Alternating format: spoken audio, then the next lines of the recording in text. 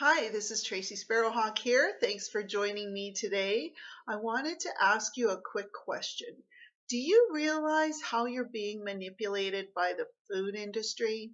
There's all kinds of things going on in advertising and promoting, things that we just take for granted every day, and it influences the types of foods we eat and don't eat, and how we feel about ourselves, even. And if you are tuning in to this video and you're just found my channel, I would really like it if you hit the subscribe button and the notification bell so that you'll get notified every time I post a video. I'm going to be posting videos talking about things like this, how we're being influenced by different areas, and just topics on health and wellness in general. Now, to get back to my question and the content, I was listening to a podcast by Dr. Mark Hyman, who has the Doctor's Pharmacy, and you can catch his podcast probably anywhere you listen to your podcast. And he's a functional medicine doctor out of Cleveland, and he does an amazing job sharing information on general health and wellness, how the food industry, different industries, the politics behind food, and all this, these different kind of topics. This recent podcast that I listened to is very interesting, and I just wanted to share some information that he shared in his podcast.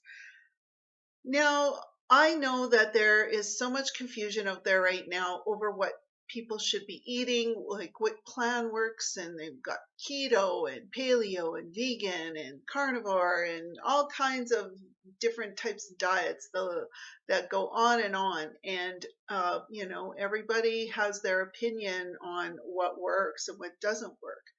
Then you have the food industry that's coming in and manipulating science to promote their products and, basically sometimes point the finger at us and saying that because we're not being physically active, that's why we're gaining weight, and obesity is such a problem, and we're making poor food choices. So what does that mean exactly? Well, I'm going to dive into this a little bit, and you might be surprised at what you hear. Now, according to Dr. Harmon, he said the government spends $1 billion a year on food research, whereas the food industry spends about $12 billion. And they also fund studies that manipulate the truth. They fund research in universities who will give them a positive benefit and give them the results they're looking for, and they will suppress information that doesn't support what they want to say. Now, for example, he looked at or found a study that looked at how Coca-Cola funded research for 389 articles in journals to show that their product doesn't contribute to weight gain and obesity. Isn't that something? Everybody knows that if you drink too much soda, you're going to gain weight, and you're also going to be, your blood sugars are going to be off, and you're going to be feeling crappy. Now, other organizations also fund research in universities to, promote their products. So you have to really be careful when a study comes out to look at who's funding it, and what exactly are they saying? Because the food industry will fund studies that focus on nutrients rather than the dietary patterns and food intake. So they'll isolate one particular nutrient and highlight that as being good, uh, while ignoring all the rest of the preservatives and the crap that they have in their products. Like, you take trans fat for an example. Everything is trans fat free, and trans fat was, the greatest evil thing to come out of the food industry. So by these food companies, on their products, they label it trans fat free. You're thinking, or zero trans fat, you think, oh, it must be healthy because there's no trans fat.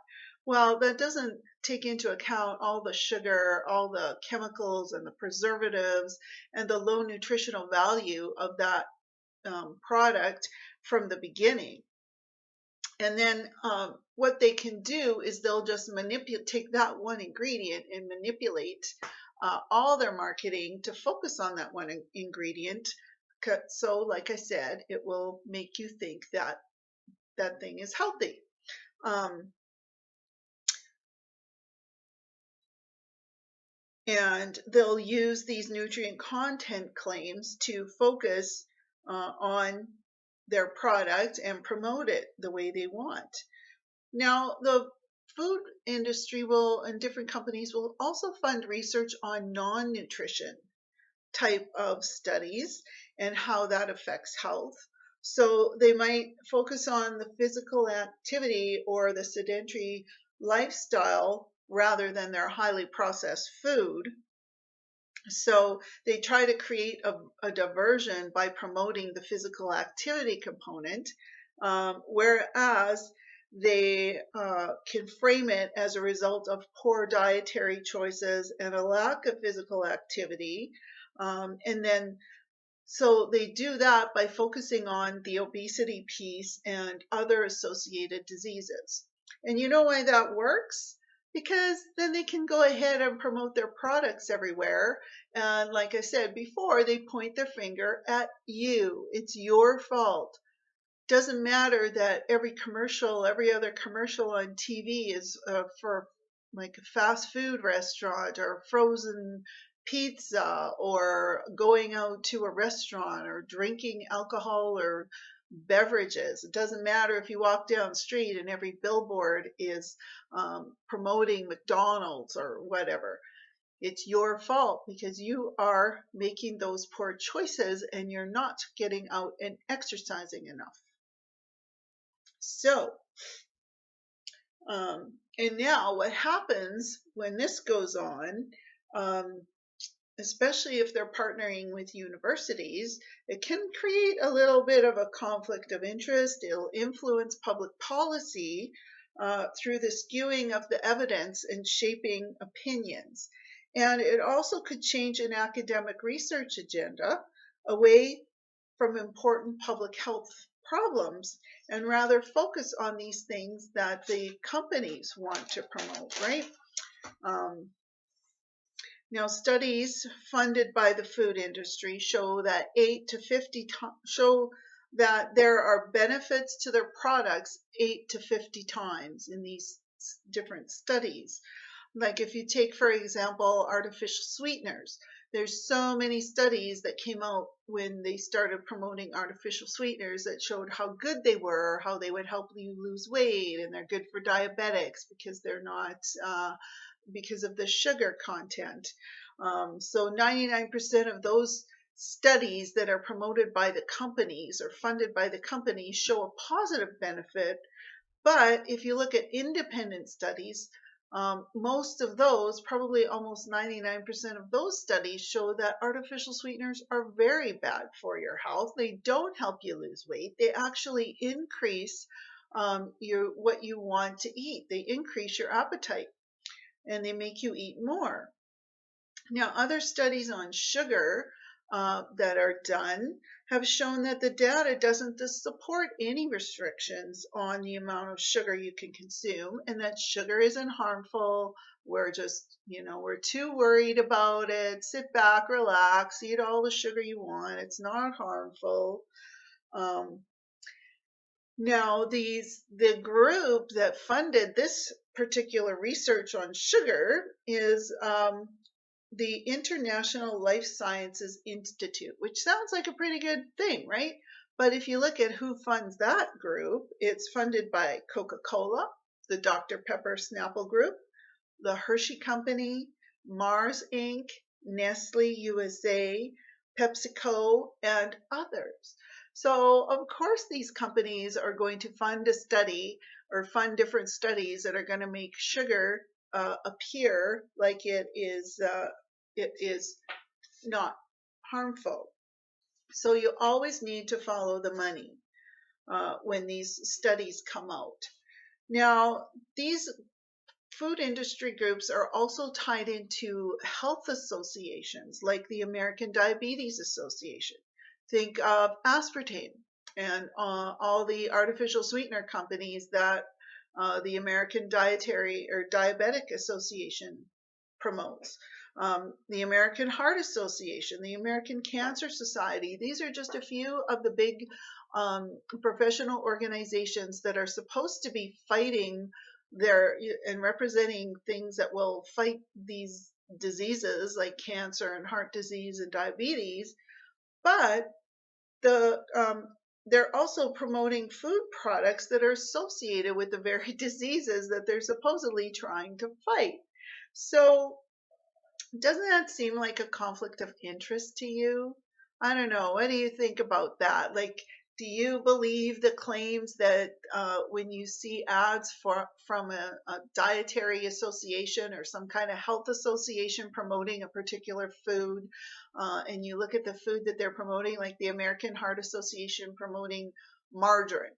You know, margarine is made in a lab and it's not very good for us. uh, Actually, butter is better for our bodies, but the American Heart Association is promoting base L margarine and different things like that. So how can we trust these associations when they're in bed with the food industry? How can we trust what the government is saying? Because they're also being, they're accepting studies done by universities who are accepting funding from these big companies and just sharing, they're only promoting the benefits that the food companies want to be able to share. They'll suppress studies that show opposite effects or don't have the desired outcome that they're looking for. So, all these different are levels that we trust, like government, academia, the health associations. These are all being corrupted by the food industry. And so it is very confusing for us to figure out what we should be eating and how much we should be eating.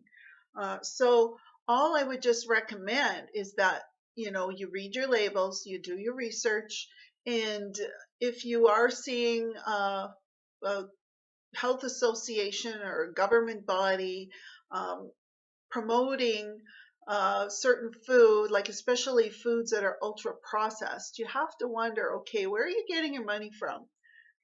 Just look at the type of food they're promoting and look at the company behind it. Oh yeah, you're being paid by Kraft, you're being paid by Nestle, you're being paid by Coca-Cola to say that.